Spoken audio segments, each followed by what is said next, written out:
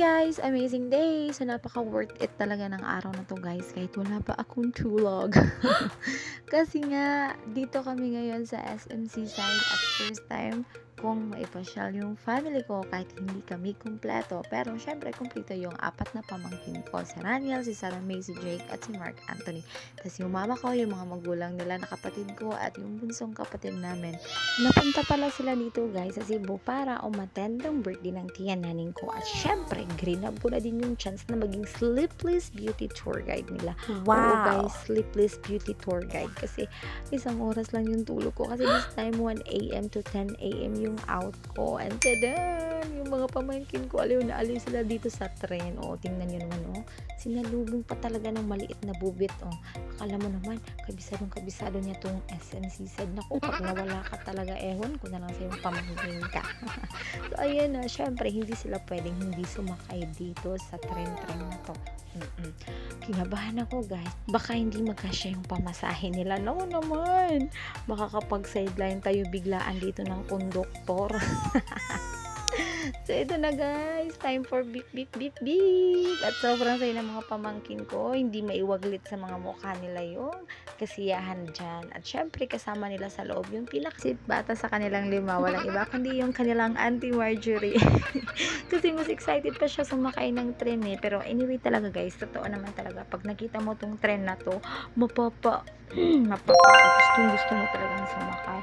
And thanks God, kasi alam nyo ba, nung unang pumunta ako dito sa SMC side, ito yung rides na unang nakita ko way back month of February. Sinaman ako ni Ate Juna nang nag-apply ng trabaho, tapos napudpad kami dito para magpasya.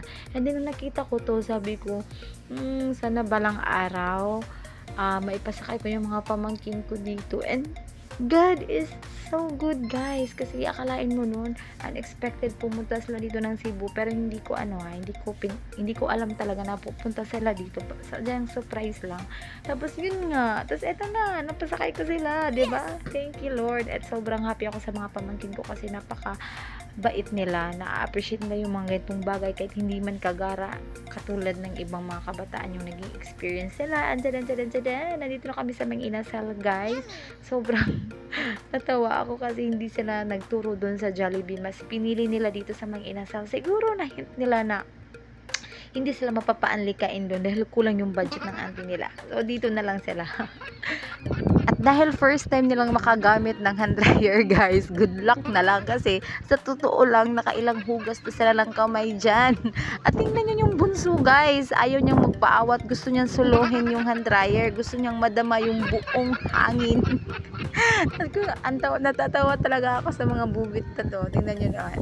Sila lang talaga yung gumamit dyan guys. At kung nakakapagsalita lang yung hand dryer, naku, sabihin na, naku pa, pagod na ako. Kailan ba kayo titigil? So, ayan na yung bunso guys. Tingnan nyo, enjoy niya na yung solo moment niya dyan. Pangiti-ngiti pa yan.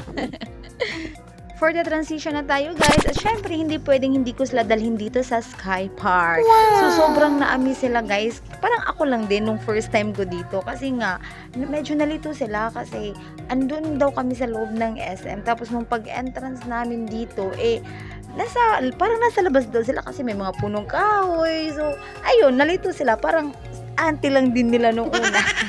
So, ayun na nga guys, yung pamangkin ko dito, pera usog, ang liliksi talaga nila guys. Sabi pa nga ng bunso, auntie, bakit iba yung mga bata dito? Bakit para silang nahihiya? Bakit para silang takot? At syempre guys, hindi pwedeng hindi ipakita ng pamangkin ko yung talento niya dyan. Kasi nung nagpa-slide siya, ayan na, yung mukha niya yung nauna guys, nakadapa pa yan. Ayun na nga, umakyat-akyat pa. At syempre, hindi din nila pinalagpas tong horsey ride. So, good luck na lang sa'yo talaga, horsey. Baka mas mauna ka pang mahilo sa dalawang to.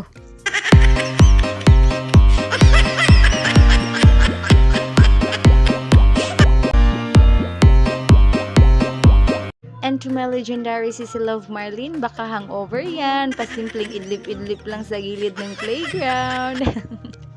Thank you for watching guys. May God continue to bless us all.